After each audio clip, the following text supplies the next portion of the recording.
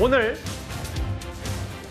정확히 취임 100일을 맞아서 이재명 대통령이 기자회견을 열었습니다. 예상보다 훨씬 뛰어넘는 거의 2시간 반 가까이 진행이 됐네요. 이재명 대통령이 기자회견에서 각 현안별로 조목조목 얘기를 했는데 일단 여러 논란에 있었던 주식 양독세 관련해서 이재명 대통령이 이런 입장을 밝혔습니다. 직접 한번 들어보겠습니다. 저도 꽤 말씀드렸지만 개미 중에 좀 큰 개미, 지금은 잠시 쉬고 있는 휴면 개미, 이런 주식 잠재적 주식 투자자인데 물론 얼마 전에 펀드를 사긴 했습니다. 펀드는 허용이 돼서 좀 더 살까 생각 중인데 그 50억까지 그걸 면세해 줘야 되냐, 한 개 종목에 대해서 라는 생각을 지금도 해요. 그리고 이거를 어느 이유는 잘 알 수 없지만 주식시장 활성화 정책의 의지를 의심하는 시험지 비슷하게 또 느끼는 것 같아요. 그렇다면 뭐 굳이 그걸 끝까지 유지할 필요가 있을까? 그래서 그거는 뭐 국회 논의에 맡기도록 할 생각입니다. 이제 현안별로 좀 살펴보기 전에요, 장혜우 변호사님. 오늘 보니까 원래 예전보다 훨씬 더 시간을 길게 할애했고 150분간 질문을 21개나 이재명 대통령이 받았더라고요. 그렇습니다. 원래 이제 20개 이상의 질문을 받겠다고 했고 하나하나의 질문마다 워낙에 이제 많은 현안을 포함하고 있다 보니까 답변을 하는 게 굉장히 구체적이고 시간이 좀 길어지기도 해서 이렇게 2시간을 훌쩍 넘는 이 100일 기자회견의 장면을 보신 건데요. 국민들이 확인하실 수 있었던 것은 대통령이 기본적으로 현안에 대해 굉장히 구체적이고 객관적으로 점검을 하고 있다. 그리고 뭐 교육에 대해서도 뭐 민생 경제를 묻는 파트에서 또 교육 현안이 나왔을 때는 그 부분에 대해서 본인이 정확하게 들여다보지 못했다면 못한 대로 이제 국민들께 설명을 드리는 그런 과정을 통해서 대한민국이 그야말로 정상국가를 회복하고 있다라는 안도감을 가지셨을 거라고 생각합니다. 장 변호사님 하나 더요. 저 오늘 기자회견 보면서 뭐 여러 현안에 대해서도 더 주목해서 들어봤지만 이재명 대통령 사진을 보니까 제가 대통령실에 직접 취재를 못했는데 뭔가 외관이 좀 바뀐 것 같아서 맞습니다. 이제 염색도 더 하고 이제 이런 부분을 본인의 스타일을 좀 만들어가는 과정인 겁니까, 이재명 대통령이? 그래 보입니다. 기본적으로 정치인일 때는 완전히 백발의 모습을 했던 그 정치인 이재명을 보신 국민들도 계시고 대통령이 된 이후에는 어쨌든 진취적으로 적극적으로 국정을 운영해야 된다라는 그런 모습을 국민들께 보여야 되기 때문에 머리도 아마 다시 염색을 좀 한 걸로 보이고요. 특히 눈길을 끌었던 건 넥타이였습니다. 본인이 취임을 할 때 이 무채색의 흰색 계열의 넥타이를 맸는데 그걸 다시금 100일이 됐을 때 초심으로 돌아가는 하나의 상징적인 모습을 보여드리고자 다시 그 당시의 넥타이를 장착한 것으로 알려지고 있습니다. 뭐 전반적인 스케치를 좀 해봤고 이제 좀 세부적으로 들어가 볼까요, 이현정 의원님? 네. 오늘 이재명 대통령이 뭐라 그랬냐면 이거 50억, 10억 꽤 논란이 많았던 주식 양독세 대주주 기준 이거 뭐 주식 시장의 심리가 중요한 거니까 장애받을 정도면 고집할 필요가 없다 이렇게 얘기를 했어요. 사실 이제 이 문제가 논쟁이 된 지 꽤 오래됐죠. 그렇죠. 당시에 진성준 전 정책위원장 시절에 이제 이 문제가 이제 논란이 됐고, 또 이 민주당 내에서도 논쟁이 됐고, 또 정부로 넘어와서는 또 구윤철 장관이 뭐 이거는 처리하지 않겠다라고 이제 좀 비슷한 이야기를 해서 꽤 논란이 됐는데, 글쎄요, 저는 이게 이렇게 오래 지속될 문제였던가라는 생각이 듭니다. 사실 이 문제 때문에 주시장이 굉장히 많이 빠졌고. 그리고 이제 대통령이 아마 제가 알기로 비공식적인 자리에서 며칠 전에 이 문제에 대한 어떤 이 입장들을 좀 이야기를 한 바 있습니다. 그게 아마 주식시장에 반영이 돼서 그저께부터 주식시장이 굉장히 상승세를 지금 나타내고 있는 거 아니겠습니까?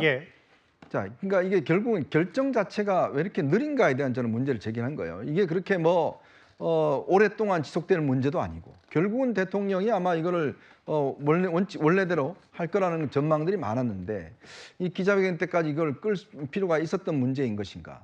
그 사실은 뭐 이게 오늘 발표를 하긴 했지만 그나마 뒤늦게나마 했는데 이게 왜냐하면 이제 연말에 주식시장에 큰 어떤 이 충격을 줄 수 있는 문제이기 때문에 사실 이 문제 때문에 그때 주가가 그냥 많이 내려갔지 않습니까?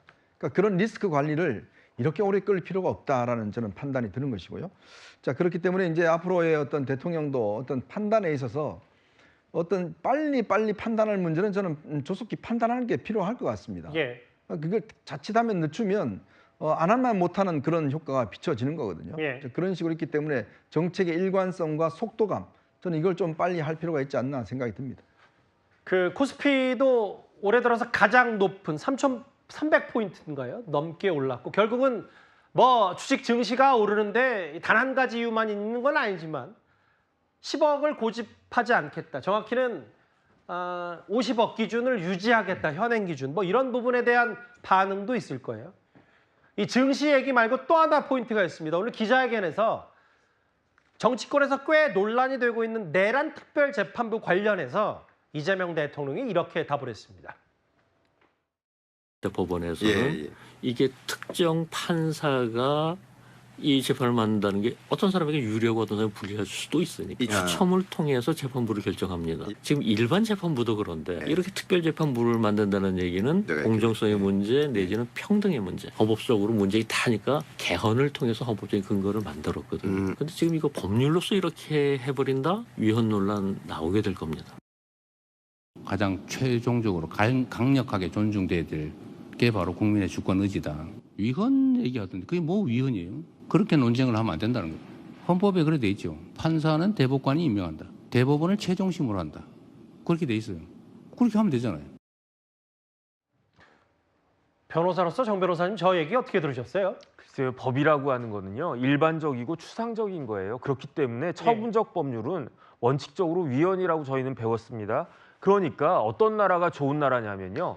특별법 같은 게 없거나 최소화되는 나라가 그런 나라가 좋은 나라예요. 그런데 법도 특별법이 없어야 되는데 재판부를 특별재판부로 만든다? 우리나라 역사상 특별재판부가 있었던 적 딱 2번 있었습니다. 언제였냐면은 우리나라가 일제로부터 해방됐을 때 광복 후에 그때 있었고요. 그다음 2번째 언제 있었느냐? 3.15 부정선거 이후에 4.19 혁명 있지 않았습니까? 그 이후에 또 특별재판부가 있었는데 이때에도 헌법 부칙에 다 근거를 갖다가 마련을 갖다가 했었어요. 그다음에 문제는 뭐냐면은 지금 수사를 누가 하고 있습니까? 경찰이 하고 있습니까? 일반 검찰이 하고 있습니까? 특검이 하고 있잖아요. 특검이 수사 어련히 잘하고 그러면은 공소유지 어련히 잘할까? 그렇다라고 하면 특검이 수사해도 이게 유죄가 나올 수 없는 그러한 상황이 될 정도로 자신이 없다는 이야기인가? 그다음에 아무리 대통령이라고 하더라도요.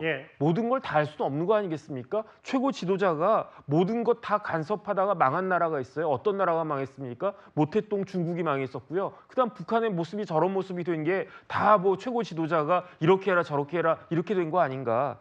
제 생각에는요. 아무리 대통령이라고 하더라도 전문가의 말씀을 들어야 됩니다. 이거 강행하다 보면요. 위헌 문제 반드시 나옵니다. 특별 전담 재판부고요. 전담 재판부를 하는데 그 판사를 누가 임명합니까? 대법원장 임명해요. 대법원장 윤석열 전 대통령이 임명한 사람입니다. 지명하고요. 그러니까 뭐 외부에서 판사를 데려오는 게 아니고 현재 있는 판사 중에 이 재판만 전담할 수 있는 판사를 임명하는 거니까 위헌이 아니다. 헌법에는 대법원장이 판사를 임명하고 최종심은 대법원으로 한다 이렇게 돼 있기 때문에 그 자체 내에서 하는 거예요. 현재 있는 재판관 중에 대법원장이 임명해서 하는 거니까 그 자체로 문제가 없다는 걸 질문이 나와서 답변을 한 거고요. 대통령이 이래라 저래라 대법원장한테 얘기할 수 있는 상황도 아닙니다. 그래서 이건 대통령과 관계없는 일이라고 생각합니다. 아니 근데 현행 법에 보면 추천위원회를 만들잖아요. 9명으로. 국회 추천 3명, 변협 추천 3명 그렇게 만들잖아요. 거기서 추천하는 거예요. 대법원장은 그냥 형식적으로 임명하는 겁니다. 그러니까 문제가 되는 거예요.